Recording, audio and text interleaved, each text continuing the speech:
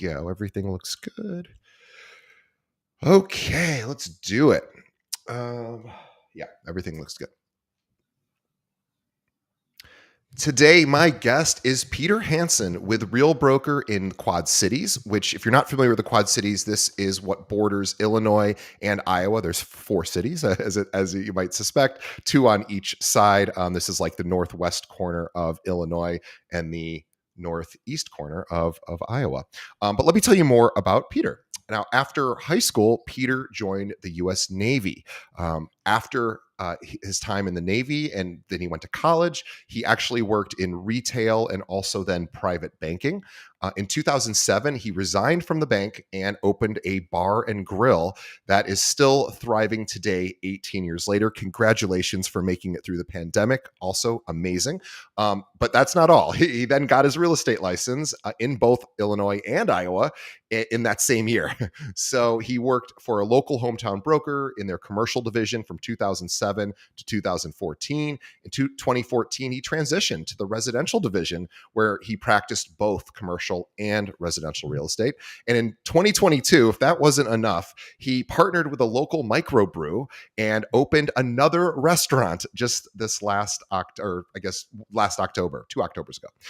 He has a long-term girlfriend named Julie, also my mom's name, who owns a dog kennel with her sister and they live on the property. He enjoys golfing, fishing, hunting, and casual Jeep and or Harley riding on the weekends. He has 1 daughter and 3 grandkids who live here in my hometown. Well, not my hometown, but where I live, Chicago. Please follow Pieter at his website, which is PieterHansonRealtor.com. Pieter spelled Pieter. So Pieter with an I at the beginning, Pieter, HansonRealtor.com. You can also find him on Facebook, Instagram, LinkedIn. We will have links to all of that in the show notes. He's probably the only Pieter Hanson, which is Pieter. So you can find him really easily, or you can click the links to his social media right from our show notes. Pieter, welcome to the show. Thanks for having me. Really excited to speak with you. It's amazing all the things you've done, and I think a lot of what you've done in your career are some of the hardest professions. I'm really impressed. Usually, people have success at one thing. You are consistently having success in a number of buckets, and I am always so impressed by talking to people who operate at a high level. So tell us. So from if I understand your story correctly. You went into the Navy, came out, went to school, then had a couple of jobs in retail and then in banking. And then why the switch to real estate? Just out of curiosity.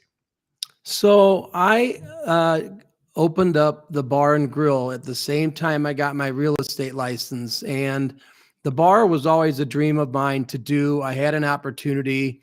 I liked my job at the bank, and the bank is still a great friend of mine and a great resource and a great community bank here in the Quad Cities. But I was getting more and more responsibility that I really didn't like. I was having to work later hours, and I just thought, you know what, I'm going to do this bar thing. I'm going to get out of the bank, and I need some income. And I thought, I've always thought real estate, people who are successful were successful because of not necessarily how smart they were, but how many people liked them. And I felt like I had a pretty significant sphere of influence, a pretty great background from the banking and the retail side and how to deal with customers and people and the public. And so I thought, hey, I'm going to open this bar and I'll ease into the real estate thing. So that's kind of how it worked. It's amazing that you took on 2 things at the same time, both of which require tremendous activity. However, maybe one feeds the other in a certain way. I suspect it's probably been times where patrons of the bar have ended up becoming clients as well. I'm assuming that happens once in a while. So to your point, I got into real estate. If you people can remember, 2007, 2008 was probably the worst time to ever make this change. And I told myself that if I can survive in 2007 and 2008 going forward in real estate, if I can survive then, I am going to be positioned perfectly to survive when times are good. And we know that that's a cyclical thing, and it's going to drop and up and drop and down. And so I chose that as a challenge and an opportunity to thrive. And I do think that there are some parallels between the bar and real estate. However, when I went into real estate, it was in the commercial division. Oh, And that's right. Yeah. around the Quad Cities, the commercial division is a good old boy network, if you know what I mean. I mean, It is here in Chicago too. I was a newcomer with no experience, and I really had to scrape and fight for everything that I got. Having said that, all these people that I'm meeting through the bar and all these new relationships I'm establishing are asking me if I can help them buy a house. And I thought to myself, if I can sell $1 million building, I can sell a house. Well, my broker didn't allow that. Sure. The commercial broker that I worked for said, you're a commercial agent, you refer all those.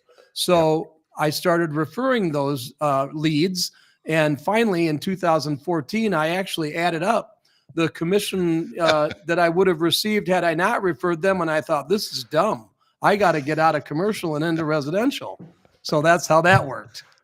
Wow. And now you do both. And now I do both. Yeah. So one of the things that when I got my license and I worked for a local broker, one of the things, and I actually went from the commercial broker to the residential broker was the same broker, but the company policy is that you can sell residential and commercial, but you can't sell commercial and residential. And the way they explained it to me was that if you went to the ER to get your finger stitched up because you cut it with a knife, you'd let a thoracic surgeon sew your finger up, right? Sure. But if you went to the emergency room for to have a heart transplant, you wouldn't let an ER doc do that. Right. And so they kind of compare that if you can do commercial, you can handle residential, but the same does not always work the opposite way. How do you feel about that now? Do you agree with that? I will tell you my opinion.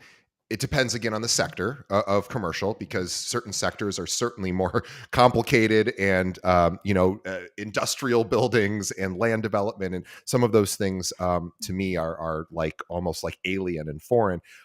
But I don't totally disagree with that. I think there is some intelligence there that a residential agent ought to, in many cases, refer to a commercial broker. But a commercial broker, certainly, I think the training tends to be a lot stronger for commercial. There tends to be just a lot. You're serving a lot more masters in a deal. There's a lot that can go wrong, and you just are exposed to a lot of different things. But I'm curious, what are your thoughts today on that policy? I do agree with you 100%. A commercial agent, commercial is buyer beware. So there aren't as many disclosures and cover your rear end kind of documents, but at the same time, it's a slower sales cycle, and you really have to learn to think outside the box, get creative, and understand spreadsheets and how accountants feel, because a commercial building is sold on a financial basis based on the numbers, not, oh, I love this building, I have to have it. Whereas a house is a very emotional decision, and as long as you qualify, you can make it happen. Yeah, it's amazing. I have my brother-in-law is a commercial broker in Tampa, and he works with a lot of retail and shopping centers and things of that nature. And so, which is a little closer, I guess, in some ways to residential, maybe. But it's, he can work on deals for 2 or 3 years before they close. And then when they close, it's a wonderful day, but it is a lot of hand wringing and sweating for those 3 years while he's waiting. For sure. So the residential provides probably more stability, and also just, there's maybe just more opportunity there in certain markets. Well, and the transaction is way more fun too. There's nothing more satisfying than helping a first-time home buyer or helping somebody find a home for their new family that they absolutely love, and you get to work directly with them, and it's not as intimidating, and it's more stressful in certain circumstances, but it's also more fun.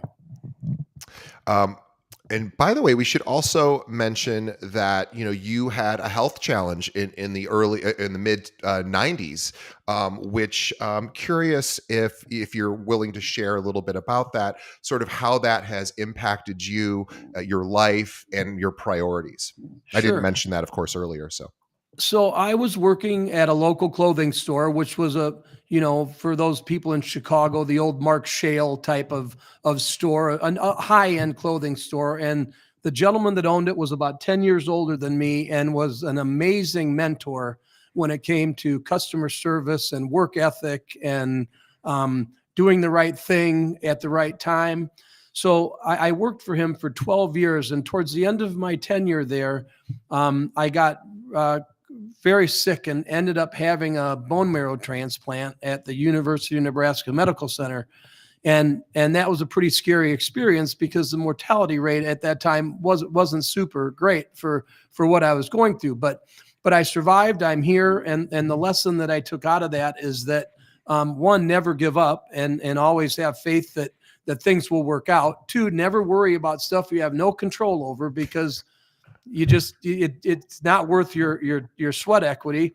And three, live every moment like it was your last, and take chances and work hard, and it'll all work out.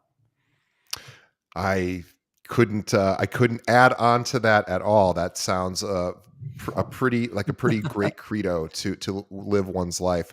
I want to talk about your success in a sense of achieving the goals that you set out for, not necessarily anyone else's measure of success. You do a number of different things, you do them well. And I'm curious in real estate, sort of, if for our listeners, what are some of the things that you, or activities, or thought processes that you have that you think separate you from maybe other agents that aren't having that kind of success? Or what might you coach somebody to start doing, or do more of in 2024? One of the biggest things is commitment. And to your point, when we were talking about the other businesses that I was in, I was married to that first bar that's still thriving today, 24/7. I was always there. I had to be. And so the real estate, my first couple years in real estate, my transactions were 4 and 5 because I wasn't dedicating myself to the real estate, but it was allowing me to have this in the background, do as much as I can when I can. And then as I got further along in the bar and grill, and had a management team and could step away from that a little bit, lo and behold, my transactions went from 4 to 8 to 18 to 28 to 36. And the more transaction I had, the less time I spent at the bar. So Sure. commitment, I think, is committing yourself to it is the biggest thing. The second thing is having a support network at home that allows you to answer that phone call every time it rings, to leave somewhere on a Sunday afternoon when you're watching the football game and show a property, to stay up late at night and put multiple offers together, and to solicit the help of your family if in fact you need some help to get something done. So the family network has to totally understand what you're doing and why you're doing it, and be committed to your success as much as you are. Yeah, it's a really good point. Realtors tend to be. It's tough to set boundaries as an agent. It's tough to set a schedule because, of course, things fly at you in real time, and they often seem very urgent, and sometimes they are urgent, and so it becomes challenging for agents. And I think back to what you said about sort of being a part-time agent initially, and I think it's one of those things which I hear this a lot because I talk to a lot of new people who just passed their exam, and they say, "Hey, I'm just going to be part time for now. I have this other job. I need the steady income." And I always say, I completely understand. I mean, you have to pay your bills. You have responsibilities. And I say it's just a harder path. It's a tougher path because you're now having to do these two things, which both are really full time jobs. Even if you think the real estate thing is just part time, it's still going to come up when it comes up, and it's going to be not probably in alignment with your other job schedule. And and there are lots of people that will say just quit the other job and do real estate full time, and that would be great in an ideal world for everyone who is, wouldn't be too much stressing about paying the bills. But that's not the majority of us. So I'm glad to hear. I love hearing success stories where people, because it's so easy to tell somebody, well, just quit and do this all, and you'll be fine. And Right. maybe you will. And if you do the hard work, you probably will be. But boy, it's a stressful, tough few years as you get into real estate. As you know, four and five transactions does not make much of a salary, but it No. certainly gets you on the path. And Yeah. but it allowed you to then probably find the confidence or the reasoning to go, I can do this, and now I can have somebody helping me here at the bar, at a bar restaurant. Um, so yeah, the part-time versus full-time thing is always such an interesting conversation, because people get very adamant about their opinion one way or the other, what somebody should do. And I always say, hey, your financial situation better than me, but hopefully in an ideal world, you get to a place where you can do this full-time. But it's a tough path. I mean, it just Right. is. I like the people that say to me, hey, I'd love to get into real estate. What, how do you like it? And I tell them da da da da da, and they say, yeah, I'm just really looking for more flexibility, a more flexible schedule. And Yeah. I react the way you just did, and I'm like, well, you're right. You do get some flexibility. You'll never miss your kid's Christmas concert. You'll never miss their ball game. You'll never miss their first communion. But guess what? When it's over, you're going right back to work if you're going to do anything. Right. Yeah, that's a really good point. It's how, I was just at the gym just before I came here, and I have a trainer, and it's kind of funny. It's similar to what you just said. We were talking about training, and we do like weightlifter style workouts. It's a lot of heavy weights, resistance, things like that. And I was telling my trainer, been with her 3.5 years, and I was kind of laughing because it is kind of funny. I said, working out is all about how much pain can you tolerate. And pain maybe isn't the right word. Discomfort, I guess, is maybe a better word. How much discomfort can you tolerate, and are you pushing against resistance? And that's how you build muscle. And it's pretty much, as you know, of course, and our listeners know, how you get better at any skill, really. But you have to be willing to tolerate some discomfort. You have to be willing to go to the child's recital and then go, I got to race home after this, and I've got work to do. And yes, Yep. that is not fun for anybody to do, but it is certainly what is required. And so, realtors, are a lot of times only learn that once they're in, and then they're like, oh, I didn't realize the commitment. For sure. Would love to talk about, again, back to sort of your success, being fully dedicated, and understanding what is required. Actually, let's talk about this year, because you talked about the market, of course, being cyclical. We are in a difficult market. I would assume in most, or sorry, difficult time to be a realtor in most markets in the country. Occasionally I talk to somebody who's up 50% for the year, and they're the unicorn. Most people are struggling. At least our agents are struggling here. We have almost 800, and almost all of their productions were down for this year, which of course is not fun. But I think you brought up a really good point when you said that you started in 2007. For those that again don't remember, that was a very difficult time. Now, in a way, though, it was really the best possible time for you, because as people were exiting the business, you were getting in, and you were like, if I can survive this, then it's going to be really not as scary the next time when it's a down sure. market. And I'm curious how you view today's market. We're seeing a lot of agents exit the business. We have a holding company, which is for agents who don't practice. We went from like 800 agents in our holding company, which is just, a place to hold the license, to over 1,000 within this year. Just so many people leaving from the industry. Curious, like, if what you think about that, and how agents could stop exiting the business. I feel like and I don't know this to be true, but I suspect this to be true, that if you looked at the jump that you made in the past year from 800 to over 1,000, if you looked at those agents, my guess is that a majority of those agents have not been realtors for 5 years. And so Yeah. I feel like they got in the business when times were great, and deals were being thrown at people at a crazy rate, and you had to be an absolute idiot not to get some deals done and make it, But now they're actually having to work. They're having to market themselves. They're having to work weekends, do open houses, do things to get creative. And they're like, God, this sucks. I'm working way too much. It's almost like attrition. They just get the retention going and get out. And I think that's probably, and I'm down this year as well a little bit, but I opened a new restaurant last year and we opened a new brokerage and I left the old firm and started the new firm. And there's reasons for that. But I feel like those of us that have been in the business for 15, 20, 25 years are a little bit insulated because we've got our residual clients and our reputation. And so I feel that the economy does affect it some, but the veterans are a little more insulated than the newcomers. Yeah, and speaking of a veteran in a different way, I forgot to, of course, thank you for your service as a Navy man to our country and to all of our listeners here. So thank you also for that. Thank you. Well, so yeah, let's talk a little bit about activity. So if you were a brand new agent today, and I want to sort of set this up. So Peter was talking about a lot of these people who have, like in our case, our holding company.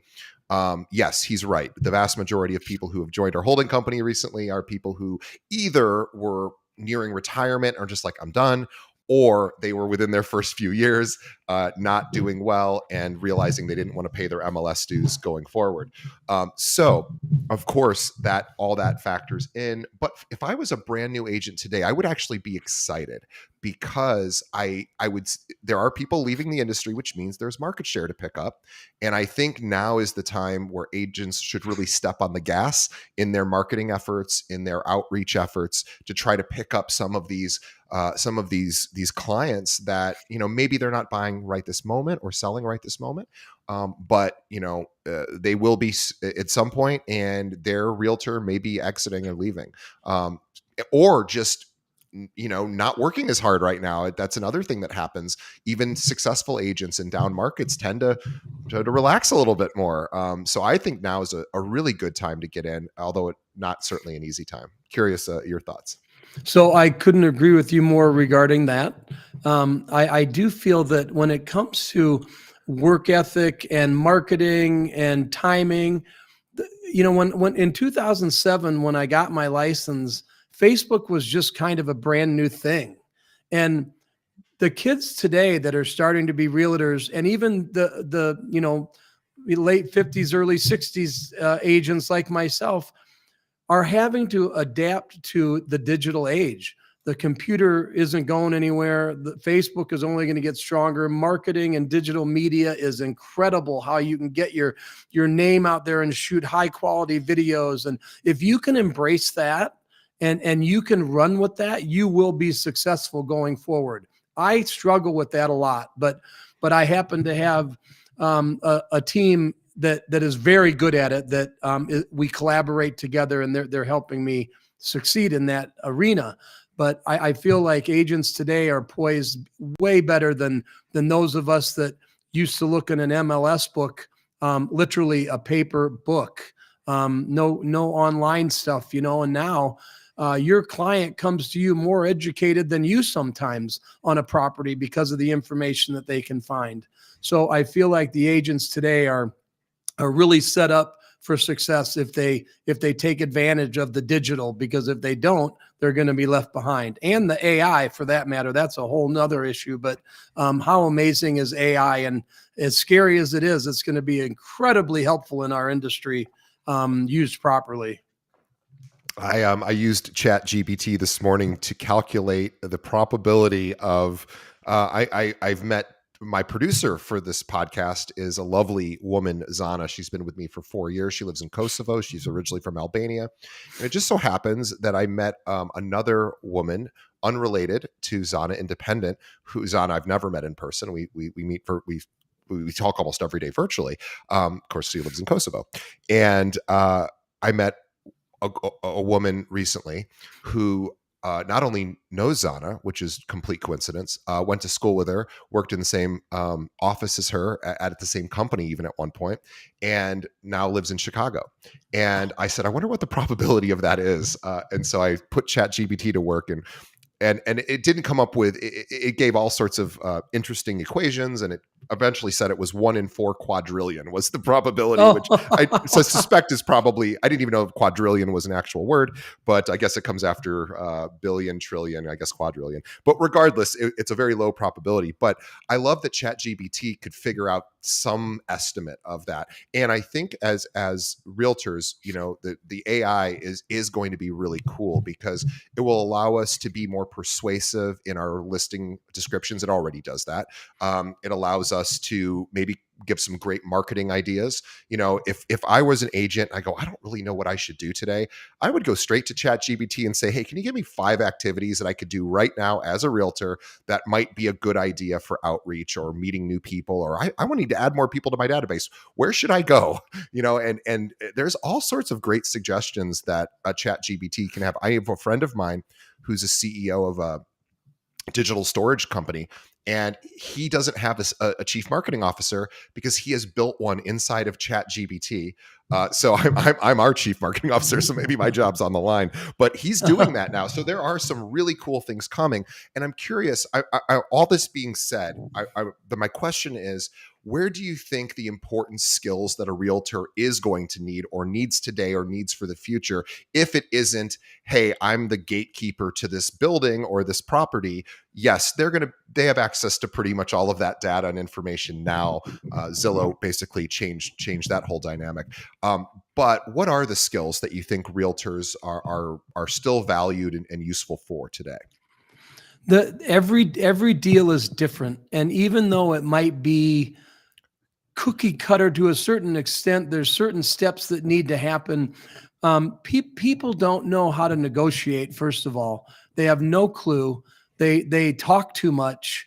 There's a lot of things that a realtor does if he educates his buyer seller properly to ensure that transaction is going to go smoothly, and that everything is anticipated. I like to find myself a problem finder, not a problem solver. I want to find the problem before it happens, and so I don't have to solve it on the spot. And I think people that try to do this on their own leave money on the table, frustrate themselves, and inevitably lose deals because they don't know what they're doing. And everyone thinks with the internet they can handle it, and some people probably can, honestly. But I think the majority of the general public needs us desperately. Yeah, I think there's a lot of soft skills or interpersonal skills that come up that are really important. Stress management, emotional regulation, understanding how to deal with adversity, and urgent bad news that comes up. And in every transaction, there's some bad news that happens at some point, and it's going to come up a lot of times unexpectedly. And then it's about, how do I make sure my client is able to remain stable during this, or what can I do to keep my client moving forward, or at least understanding sort of the gravity of what's going on without succumbing to, sort of, being completely stressed out, because of course nobody wants a stressed out client. Sure. I bought a condo three or so years ago, and even though I've been in this industry, I mean, I'm not a practicing agent, but I am licensed. But even being around top realtors like you and all the agents here, we have about 800 agents at our company. You would think I would have handled that a lot better, and I did not. I was stressed. I was like convinced I was making a horrible decision. I had to basically, at some point, I sort of went to that philosophy of an attorney who represents himself as a fool for a client. So I said, I'm not going to represent myself, because I am not the most objective party here, and I'm just getting too emotional. And it made me really appreciate realtors that are excellent at keeping things, decoding the information that's being sent from the other side, putting it in a way that doesn't make me completely nuts or the client completely stress out. So I think those interpersonal skills, ChatGPT hasn't yet solved for that. Maybe it will someday. I don't know, but certainly the human skills are really, really important, and it made me realize that after my last purchase. Well, and I think I agree with everything that you said. And I align myself with Real because of those technology options between the knowledge library, their revenue share, their Bolt, their I or their AI. This company is leading the industry in what's happening in the future. And as much as I am a hometown guy, and as much as I am a local, shop local, be local, I own businesses, I want people to support me in this industry. I just don't feel like the local brokers have the funds and to keep up with technology and provide their agents with life-changing financial security and future that everybody's going to need and need to have if they're going to succeed in this industry. Yeah, I agree with you 100% as well. I would like to talk about customer service for actually not customer service during a sale. So we're going to talk about customer care, I guess maybe is the better word. I'm not sure what the official word is, but keeping in touch in between transactions. So we know somebody buys a home, depending on your market, they may be moving 5 to 10 years. Who knows?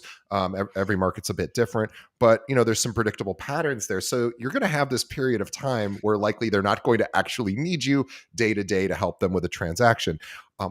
But what are your suggestions for making sure that the client doesn't forget who you are, number one? And we say that sort of as a bit being a bit facetious, but people, there are amazing studies out there that will show there's a certain percentage of people who like their realtor, the transaction closes, and then 2 years later they're like, I don't remember who our realtor was. It's a much higher number than I've ever thought. Happened to my parents. They sold a property in out east. And great realtor. And then 2 years later, I go, what was that realtor's name? My dad's like, I have no idea. So that is Sure. that happens. And so I'm curious on how you think about making sure that that doesn't happen, of course, with your clients. So I tend to, if you see something, say something is my attitude. If I think that I need to call DJ, I haven't talked to DJ. I just passed DJ on the interstate. I saw him at the grocery store. I used to think to myself, oh, I got to call DJ. And then 2 days later, I'd run into DJ and I'd say, oh, Yeah. DJ, I was just going to call you. And DJ's like, yeah, whatever. Well, I pick up that phone and I make that call. And Julie knows that sometimes I sit in that garage for 45 minutes after I've been home at night because I made that quick phone call to DJ and we struck up a conversation and talked for half an hour. So if you think about something, call them. One. Two, I send out postcards because I like to run into DJ at the grocery store and say, hey, I got your Thanksgiving postcard. Thanks for thinking of me. Boom. I know it's corny. The mail is somewhat antiquated, but I still use it. I'm older. I'm comfortable with it. The most important thing, though, I think, is front of mind. All the avenues that we have with Instagram, Facebook, LinkedIn, YouTube, posting things online that aren't asking necessarily for someone to respond, but maybe giving them a little knowledge about the community. Hey, you guys have seen this bank building forever. This was built in the 1800s, front of mind stuff. So people say to themselves, oh, there's Peter, without actually going out of their way or opening a piece of mail or answering the phone. So, and I need to get better at it myself. And then lastly, card writing. I go through Oh, spurts where I'll write out 40 cards and I'll mail, 10 of them a week. And then there's times where, I haven't done that since September, but I need to do it again, and I'll get motivated and I'll have a day and I'll just knock out a bunch of them. That I think is impactful too. how many handwritten cards do you receive? Not ones you've sending out for. How many do you get just estimating in a given year? 10. Okay, so less than one a month. Yes. Mine is much less than 10. I think I'm at like 2 to 3 a year. And again, I'm not complaining. But I'm so honored when anybody spends 2 minutes to write me a card. I don't know what it is about receiving a card in the mail, a handwritten card, but boy, there's a tangible feeling there that is way beyond a digital, hey, I saw that you went on vacation, a little, Facebook like or whatever. Those are great too, of course, but there is something really, really powerful about somebody wrote this card, they put a stamp on it, they addressed it, they dropped it in the mail. There's a lot of steps there that are super obvious to somebody when they receive that, and I think it's kind of baked into the experience. So I am with you. You talked about mailers. I'm a huge fan of mailers. Number one, because most people aren't anymore. As you say, people are more digital. Of course, which is exactly why mailers should happen, because you're not getting that much mail anymore. I'm not getting much mail anymore. I Right. mean, even the junk mail is toned down. I'm like, what's happening with all these these catalog companies? I guess they're all online, but I don't even get a lot of the catalogs anymore. And so I'm like, wow, if somebody were to send me a postcard, I would absolutely see it. Now, maybe 15 years ago when the mail was just, insane, maybe it would get lost in all of the catalogs and junk mail. There's not as much anymore. So I think it's a perfect time to send a mailer. And to your point, this is a way, if you're sending mailers once a month, once every few months, it's pretty hard for someone to forget about you, even if it's just a postcard, because Right. your name's there. Every realtor sends out an email newsletter. And I'm not saying that's a bad idea. It's a great idea, but everyone also does that. So you want to do things that maybe are a little bit more than just that. I'm not saying don't Right. do an email newsletter. But I love that. And handwriting a card, I don't know that there's a better way to tell somebody I care than Right. even just, hey, I was thinking about you. Hope you're doing well, whatever. Well, and And at buy sell build QC, between Sarah and Andrea, my partners, we've got things planned into the fourth quarter of 2024. Whether it's mum delivery like we did this year, we bought 500 mums, and the back of my truck was filled for 2 days delivering these mums, and people just absolutely loved them. You don't even need to say hi to them. Put it on their porch with a sticker on the thing and a postcard in it, and they would text you and they'd say, dude, we love the mum, thanks for thinking of us. I mean, little things like that. yeah. And our brokerage does those things extremely well. What's really fun about that stuff too, and I talk a lot about these kind of fun activities that realtors could do. They don't have to be expensive. They don't have to even cost anything, really. Picking up the phone and saying, hey, I'm thinking about you. How are you doing? What's going on? And not necessarily, hey, you need to buy or sell right now? I'm your guy. But calling and just saying, hey, I was thinking about you. How are you? Or I saw this thing on LinkedIn. Maybe it looks like your company just did this something big, or you got a promotion, or whatever. Those are always the things I think that win the race. And also, at the very least, even if it doesn't necessarily lead to a transaction, you're going to feel good about yourself when you do something nice, like drop off a mum or two on someone's doorstep, and then they find it later. Boy, I mean, you almost can't put a price tag on how successful that kind of campaign is, because people will be talking about it. Like, who gets just random flowers from people? Nobody, only from your spouse or partner or boyfriend, girlfriend, whatever. Those are the only people giving anybody flowers. And so the Right. idea of even just doing a little thing like mum, and mums are cool too, they're unique. I love that idea. Yeah. We have a good time doing it too, and it's a big collaboration in the office, and it brings everybody together to work under one roof for a common goal, and it's great team building, and it's just fun. And it's funny. We should probably talk about this only because it's the end of the year, and this is holiday cards and holiday gifts, and agents always struggle. Should I do something for my clients? There's pessimistic people that will say, well, if you do it once, you're going to have to do it every single year forever. It's like, well, I don't know. That doesn't sound so bad. But for some people, they struggle with this. I'm curious on your thoughts about end of year sort of stuff with clients. Do you do them? Do you wait until a different time of the year? Or, just curious. Traditionally, some of my partners have had a holiday party, and they're really expensive, and people look forward to them every year, and they say, hey, are you guys having your party this year? And I personally don't do that. I like to reward the client at the time the transaction closes, and depending upon how close they are, the size of the deal, whatever dictates, what I might do for them. But I always do something for them. The remaining time is I might single-handedly call someone, invite them to dinner with Julie and I.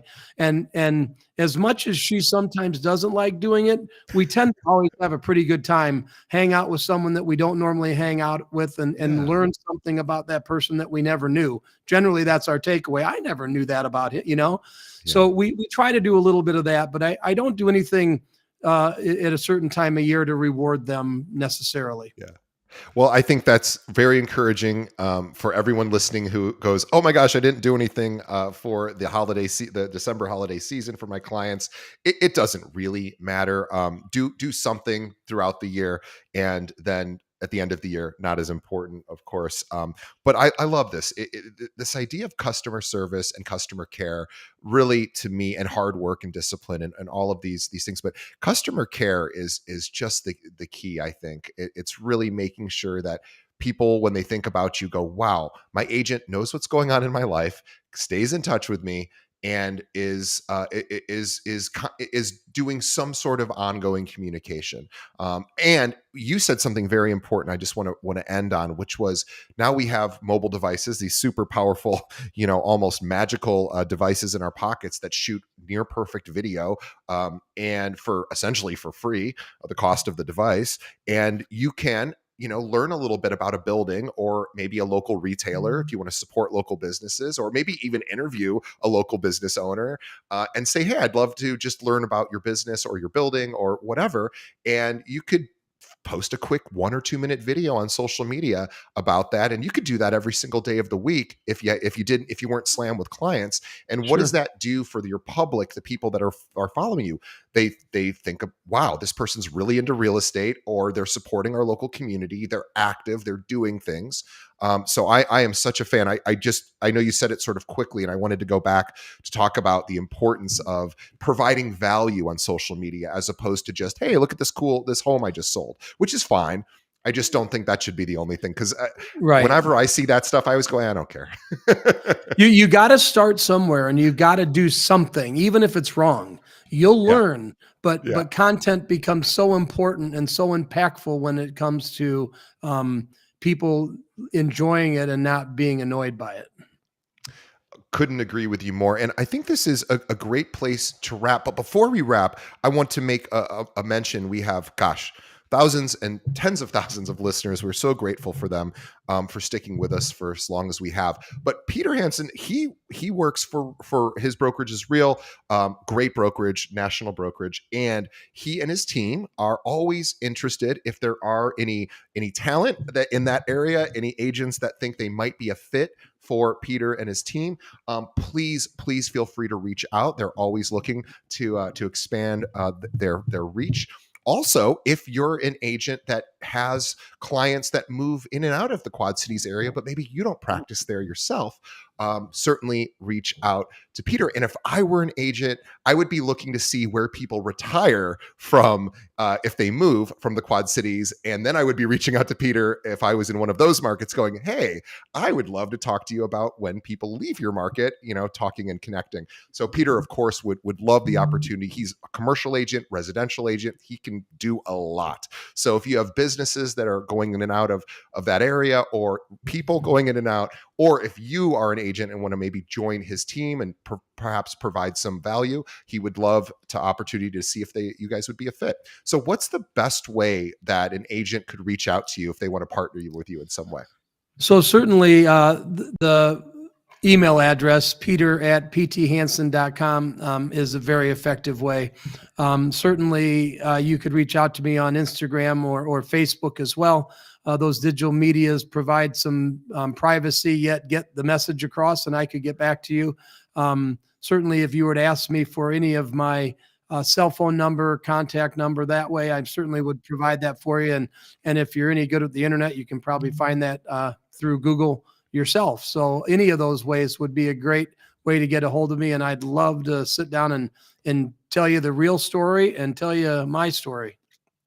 I love that. And remember, Peter is Pieter, so he's super easy to find. If he was Pieter Hanson without the I, it'd be a little harder. So A this little is bit, yep. actually works to his favor. So he's very easy to find, and he's a wonderful, wonderful man, and very successful in a lot of different areas. And if I were an agent, I would want to talk to you because I'd go, how do you do it all? What's sort of the secrets? We got through some of those today, but boy, somebody that I would certainly want to be mentored by. So if you're an agent in the area, or if you have clients kind of going in and out of that area, please reach out to Peter. He would love the opportunity to connect. And also, please reach out to Peter and thank him for his service to our country. Our military is grossly underappreciated, I believe, on a regular basis. So even if you just want to reach out and say thank you, that would be appreciated for him as well. Peter, thank you so much for your time today. Thank you for coming on our show, spending an hour with us, and really giving us a lot of insight into your business and how you juggle many different businesses, but doing them all really, really effectively. And I love that. Pieter Hanson Realtor is the website. That's PIETERHANSON Realtor.com. We'll have links to all of his social media as well as his website on our show notes. So please reach out. And on behalf of our listeners, want to just thank Peter for spending time with us today. And on behalf of Peter and myself, we also want to thank the listeners and the viewers. You guys are the reason we do the show.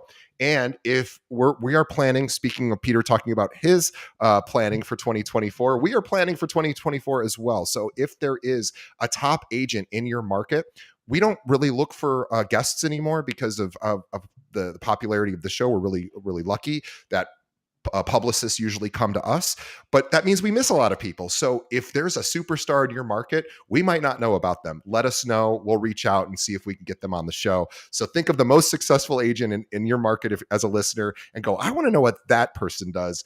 Let us know who that person is. We'll do the rest. But thank you so much, Peter. A really great conversation, and hope everyone. I don't know when this episode will be released. It'll probably be before the end of the year. So if so, everyone have a happy December holiday season, Happy New Year, all of that. And Peter, thank you. We will see everybody on the next episode. Thanks, DJ.